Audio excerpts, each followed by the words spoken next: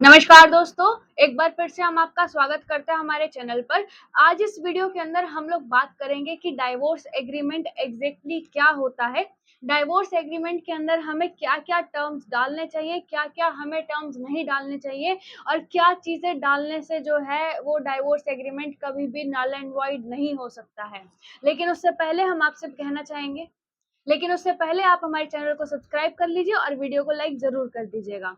Normally देखा जाता है कि जब भी हम डाइवोर्स के केसेस डालते हैं, यानी कि जब भी कोई डाइवोर्स का केस आता है, तो जो हस्बैंड और वाइफ है वो काफ़ी टाइम तक अपने ईगो के चक्कर में जो है उस केस को आगे बढ़ाते रहते हैं। 3 साल, 4 साल या कभी-कभी 5 साल, कभी-कभी उससे ज़्यादा भी केसेस चले जाते हैं। लेकिन उस सिचुएशन में एट द एंड 80% ये देखा जाता है कि एट द एंड उनको जो है एक तरह से एक दूसरे से अग्री करना पड़ता है और एक तरह से म्यूचुअल डाइवोर्स लेना पड़ता है, जिसके अंदर वो अग्रीमेंट बनाते हैं। एक ये कंडीशन होती है जब आप डाइवोर्स एग्रीमेंट बनाते हैं। एक तरीका था कि आपने लड़ झगड़ कर अपनी ईगो को सेटिस्फाई करने के चक्कर में कोर्ट के अंदर काफी साल केस लड़ा और फिर आपने म्यूचुअल एग्रीमेंट बनाया। एक तरीका है कि आपको जब लगे कि रिश्ता खत्म होने वाला है, तो उस सिचुएशन में आप आपसी सहमति करके एक म्यूचुअल डाइवोर्स एग्रीमेंट बनाए और जो है अलग हो जाए, जिसके अंदर जो है आपका टाइम भी बचेगा, जल्द से जल्द आपको अलग भी हो जाएंगे और नई जिंदगी शुरुआत करने का आपको बहुत जल्द मौका मिल जाएगा। इसी तरह से हम बात करते हैं अब की डाइवोर्स एग्रीमेंट, यानी कि जो आप म्यूचुअल डाइवोर्स लेते हैं उसके अंदर आपको एग्रीमेंट के अंदर क्या क्या टर्म्स एंड कंडीशंस डालनी चाहिए। सबसे पहली चीज आती है, जब भी डाइवोर्स का नाम आता है, सबसे पहली चीज जो नॉर्मली एक हस्बैंड के दिमाग में आती है वो आती है कि अब मुझे अपनी प्रॉपर्टी का एक अच्छा हिस्सा अपनी वाइफ को देना होगा। बच्चे हैं या नहीं है वो एक सेकंड कंडीशन है, लेकिन जब आप डाइवोर्स लेते हैं तो सबसे पहला ख्याल यही आता है कि अब मुझे या तो अपनी प्रॉपर्टी में से या अपने पैसों में से कुछ ना कुछ अपनी बीवी को देना पड़ेगा। तो ऐसा जरूरी नहीं है कि हमेशा हस्बैंड ही खर्चा दे। ऐसा भी होता है कि कभी कभी कि हस्बैंड खर्चा दे रहे हैं, कभी कभी ऐसा भी देखा जाता है कि वाइफ से हस्बैंड खर्चा ले रहे हैं। तो ये चीजें जो है एक दूसरे की कंडीशन पे डिपेंड करते हैं कि फाइनेंशियली कौन कितना स्ट्रांग है, यानी कि किसकी कितनी इनकम है।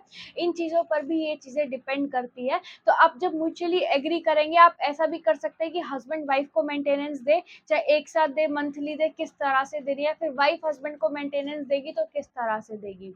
इसके बाद बात आती है कि जो आपको प्रॉपर्टी देनी पड़ेगी या ऐसा कुछ भी, ऐसा जरूरी नहीं है कि आपको हर कंडीशन में प्रॉपर्टी देनी हो। वो आपसी सहमति से आप जो है एक दूसरे से सहमति करके वो चीजें आप आपस में डिसाइड करके कर सकते हैं कि प्रॉपर्टी देनी है या नहीं देनी। अगर देनी है तो मान लीजिए आपके पास 2 घर हैं, कि एक घर में वो रहेगी, इतने टाइम तक देंगे, फिर उसके बाद अपना देख लेगी। इस तरह से जो है आप कंडीशंस डाल सकते हैं।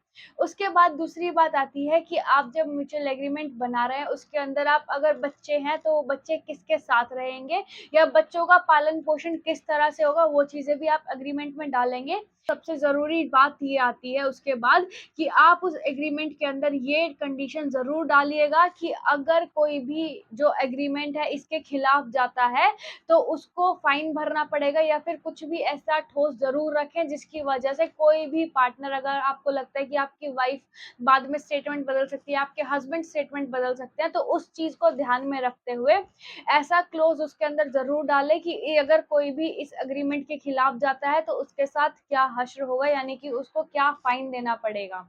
इसके अलावा आता है कि उसके अंदर आप ये भी मेंशन कर सकते हैं कि कोई भी पार्टनर, यानी कि हस्बैंड या वाइफ में से डाइवोर्स होने के बाद कोई भी किसी के ऊपर ना मेंटेनेंस का केस करेगा, ना ही जो है बाद में अपील करेगा कि मेरा कंसेंट नहीं था, या किसी भी तरह से एक दूसरे के ऊपर केस नहीं किया जाएगा। इन 2 चीजों का बेहद ध्यान रखें, क्योंकि जब भी आप डाइवोर्स लेते हैं, अगर आप ये चीजें नहीं डालेंगे तो आपको ये चीजें बाद में बहुत परेशान कर सकती है।